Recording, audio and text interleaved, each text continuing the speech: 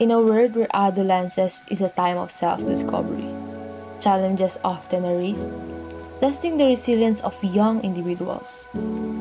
Join us to our journey through the complexities of teenage pregnancy. Teenage pregnancy is one of the most pressing concerns in our country today. That's why we need to help the adolescents to equip themselves with the proper decision making.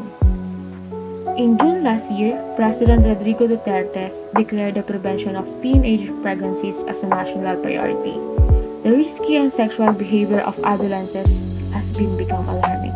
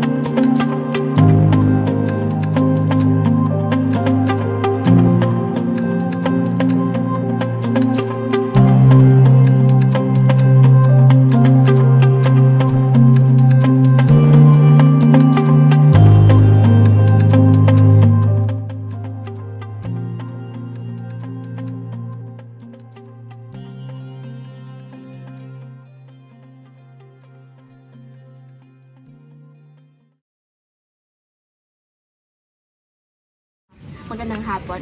Kami pala yung mga galing kami sa Tarlac State University. So nagkakanda kami ng interview about sa teenage pregnancy.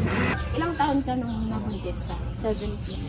And ilang taon ka na? 19. Ilang taon na yung anak mo?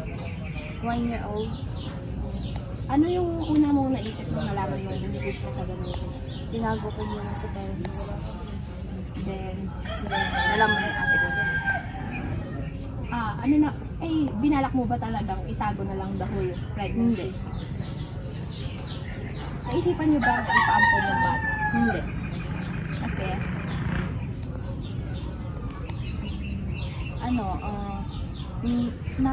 hindi naman sa kasi syempre, mahirap din magpapon ng bata. Tapos,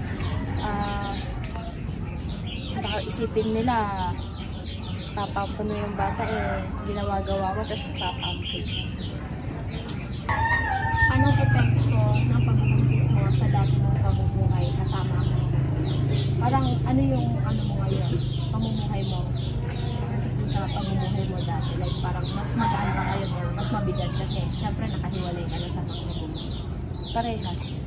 Parehas na medyo mabigat, tapos medyo magaan kapag may panahon na namumblema ka, may panahon na kailangan mo ng mga magulang mo, tapos wala sila sa tabi. So, parang malaki talaga yung impact mo nagkaroon ka na rin ng sariling pamilya. So, nag-aaral ka pa ba ngayon? Hindi. Bakit? Kasi hindi ko maiwanan yung bata. Kahit gusto kong mag-aral, wala naman ako pag-iwan kasi sa akin siya dumulong. Pero kung lumaki-laki na, mag-aaral. Nagtatrabaho ka ba? Hindi. Nagtatrabaho ba yung asawa? Yung asawa ko, nagtatrabaho. Kasi siya lang yung pwedeng magtrabaho sa amin dalawa. Kasi walang mag-aalaga sa bata. Kaya siya lang yung pwedeng magtrabaho. Napro-provide naman yung mga pangangailangan. Oo. May idea ka ba dati nung parang start nyo pa lang sa contraceptives? Yung sa like condom, gano'n, yung mga pills na gagamitin before nyo ginawa yun? Wala. Wala talaga? Wala. So, anong mga bagay na pinagsisisihan mo? Anong lesson ang natutunan mo sa journey? Yung gustong matupad yung mga pangarap mo dahil lang sa ganon na nangyari, naga ako nabuntis, tapos hindi ko na agad natapos yung pag-aaral ko. Tapos, nahihirapan ako na yung gawin lahat ng dating ginagawa ko. Yung nakakagala, gano'n. Kung babalik ka man sa Canada, mas gusto mo bang ganito pa rin yung mangyari or babaguhin mo? Kung makakabalik ka man sa dati? Hindi na.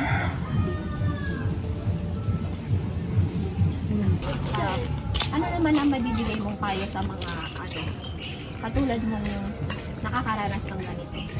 Ang nagbibigay kong payo sa kanila, once na mabuntis sila or what namang mangyari sa kanila, huwag nila ipapalaglag yung bata or ano na lang, or mag-iingat na lang sila sa mga bagay or mga karanasan nila sa buhay.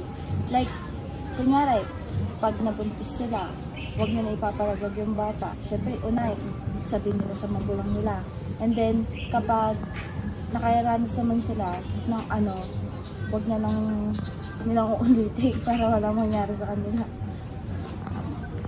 So, during nung pregnancy or nung nalaman na buntis ka, hindi naman natin maiiwasan yung may masabi yung ibang tao. So, naranasan mo din ba yun na parang na-discriminate ka ng ibang tao or may nasabi sa'yo kasi nabuntis ka ng maaga? Oo, may nasabi sila sa akin. Pero hindi ko sila pinapansin or kung ano man lang yung sinasabi nila, wala akong pakialam kasi andito na. Siyempre, alangan itatanggi ko pa, nakikita naman nila. Kahit na madami silang sinasabi about sa akin, about na burara daw, ganun. Pero okay lang kasi wala naman din sila magagawa. Buhay din naman ng ibang tao. Hindi naman pinapakailaman, di ba? Naka-apekto ba yun sa pagbubuntis mo? Hindi man. Kasi hindi ko naman sila hindi ko naman sila pinapansin. Hinahayaan ko lang sila. Kung ano man yung sabihin nila. Naikwento kasi sa akin yung kaibigan ko nga about dun nga. Nung nalaman nila yung sa pregnancy mo ay ilang months nung nalaman mo no buntis ka? Kasi ang nalaman ko kasi hindi ako normal na nagre-regla ng 1 month or 2 months kasi hindi talaga ako nare-regla. Then nung hospital, since hospital si kuya ko, hindi ako dinatnan hanggang sa April, hindi pa rin. Tapos yun, nalaman na nila ate ko na, hindi ko muna sinabi sa kanila pero nalaman talaga nila. Kasi nakita nila yung tiyan ko na lumalaki talaga. Doon nila ko pina-check up kinabukasan yun. Nung una, ano naman yung naging reaksyon ng magulang mo? Pinagalitan ka ba or naging supportive naman sila kasi? Una, galit na galit, syempre. Tapos, syempre, hindi naman nila maiwasan yung galit nila. Kasi nga, magulang mo rin sila. Intindihin ka din nila kasi andito na yung bata, wala din sila magagawa. Nagbigay naman sila ng mga support like both sides naman. Opo, nagbigay sila. Ano naman naging reaction neto sa may part ng asawa mo ay yung mga magulang niya? Ang papa niya galit din, syempre. Kasi mas bata siya sa akin. Ilang taon yung asawa mo that time? 16? Pero nag-aaral naman siya ngayon, di ba? Hindi. Ay, hindi rin. Tumigil din siya. Tumigil din siya. Pero, hindi ko continue niyo if ever na may chance naman. Ako, i-continue ka. Ewan ko lang sa kanya. I-continue. Salamat sa pagbibigay ng oras mo sa amin sa pag-i-interview namin. Sana lumaking maayos yung bata and sana magabayan yung mabuti. So, magandang araw sa inyo lahat. Ako nga pala si Carl Ivan Manuel, isang SK kagawad dito sa amin sa Barangay Gaot. So, ngayon pag-uusapan natin ang issue about teenage pregnancy. Isa sa mga problemang napahirap solusyonan. Kasi, sinasabi nila na aksidente lang daw to, di ba ganun? So, bilang SK kagawad or bilang kabataan na rin dito sa aming barangay, we are aware na lumalaganap yung teenage pregnancy at syempre kailangan natin ito agad bigyan ng solusyon o solusyonan. So dito sa amin, bilang ako nga, sige kagawad ako, and we have a lot of platforms about teenage pregnancy kung paano ito solusyonan. Tulad na lang ng we are giving some seminars kung ano nga ba ang dapat gawin. Also, naglagay kami ng mga contraceptives doon sa amin sa barangay hall, para basta yun. Kung gusto man nilang gumawa ng kababalagan, di ba? Pwede sila kumuha doon para maiwasan nga yung teenage pregnancy. So, isa pa, kunyari, nabuntis na isang kabataan. Siyempre, maraming masisirang pangarap. So, we are offering some jobs na makakatulong para itaguyod yung pagdadala ng tao niya. kunyari, pwede kaming magbigay o mag-offer ng trabaho na pwede siya maging sales lady sa, kunyari, sa Prince, sa RCS, gano'n. Kasi we have a contact to the office of the mayor. Pwede namin silang tawagan, and yung mayor namin, pwede silang bigyan ng trabaho para maituguyod nga yung bata. Kasi alam naman natin, di ba, na kunyari, wala ka pasing trabaho eh. Siyempre, kabataan ka pa lang. So, maraming, sa murang edad, marami ka ng responsibilidad na ginagawa. Marami nang nakapatong sa iyong balikat. So, yun, kumbaga, maaga ka nang namulat sa katotohanan. So, yun lang. Ako muli si Carl Ivan Manuel, isang SK Kagawad sa Barangay Coat, and we are aware na lumalaganap yung teenage pregnancy, and kailangan namin itong agad solusyonan, or hindi man, pero we will do our best para mabawasan or matigil yung nangyayari teenage pregnancy, kasi maraming nasisirang pangarap. And yeah, yun lang. Maraming salamat.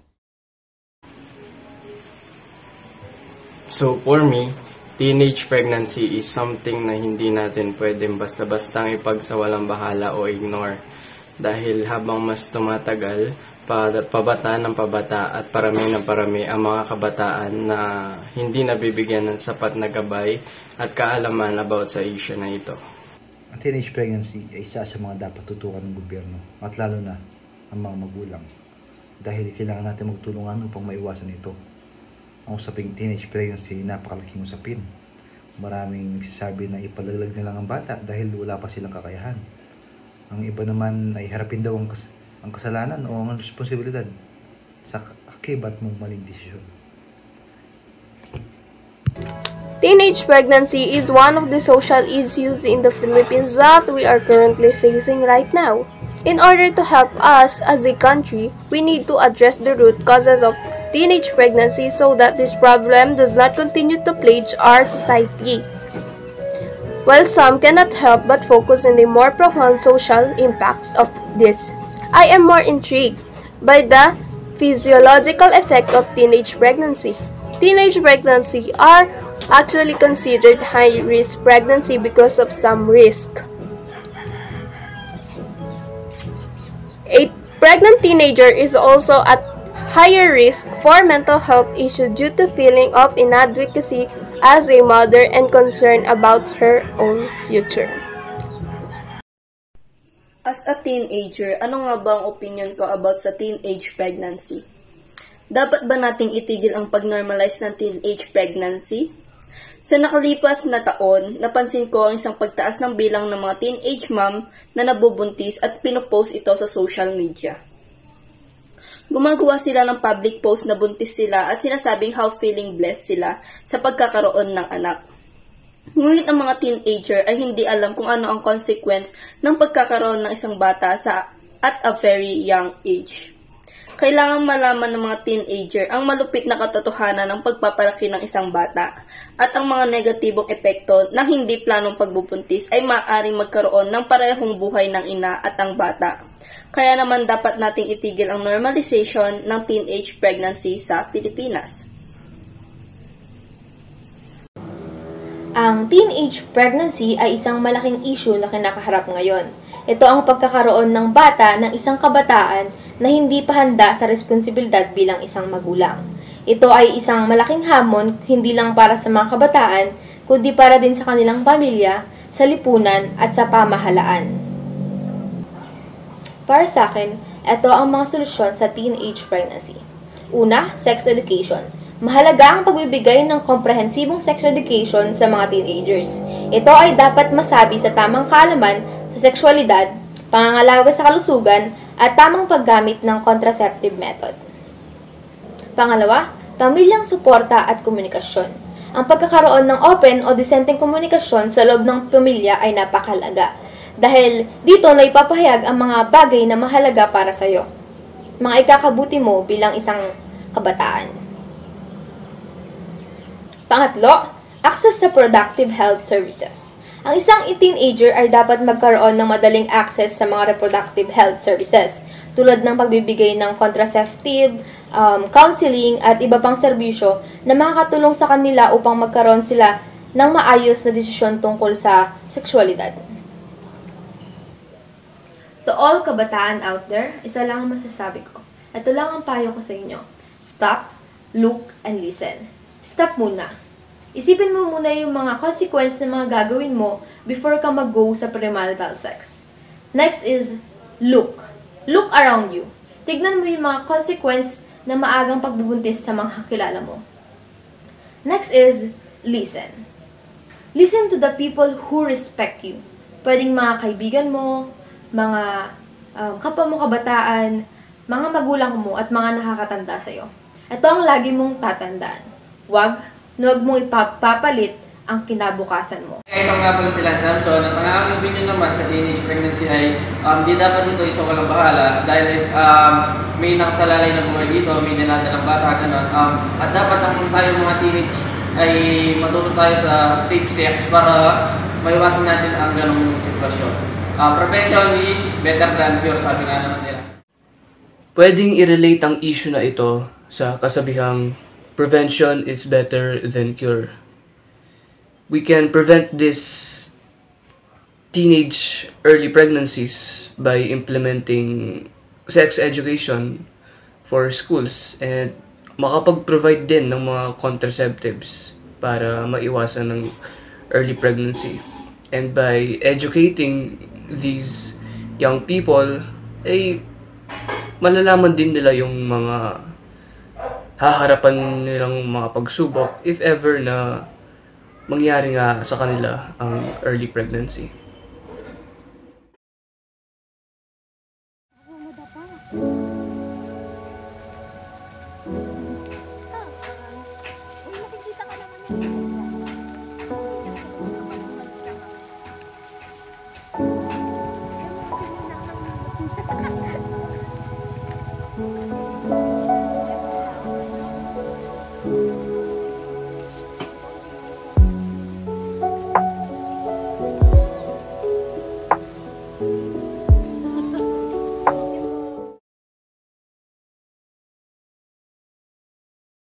Teenage is a crucial growth phase in the life of any individual fraught with psychological changes and often psychological conflicts.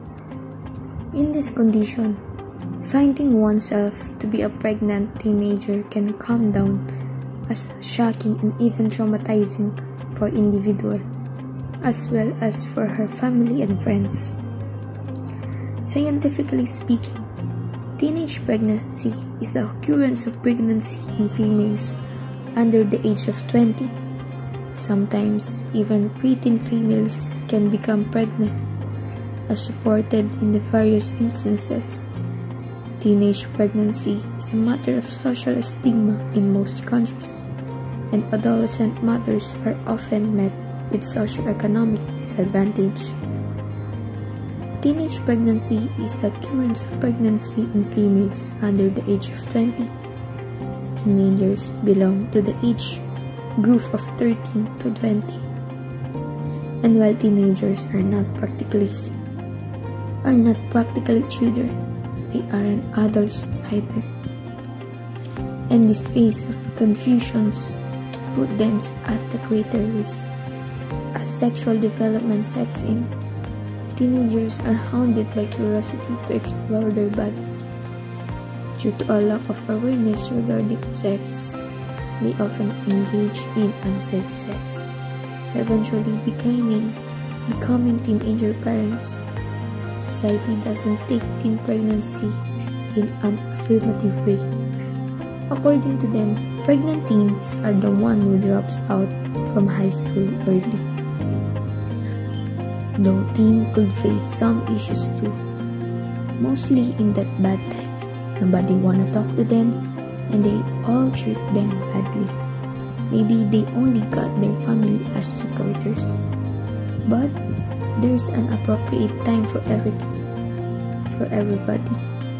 So basically, teens should avoid teen pregnancy and sexual abuse. If one facing some problems regarding this, then they should have to talk to someone trustworthy so they can help them.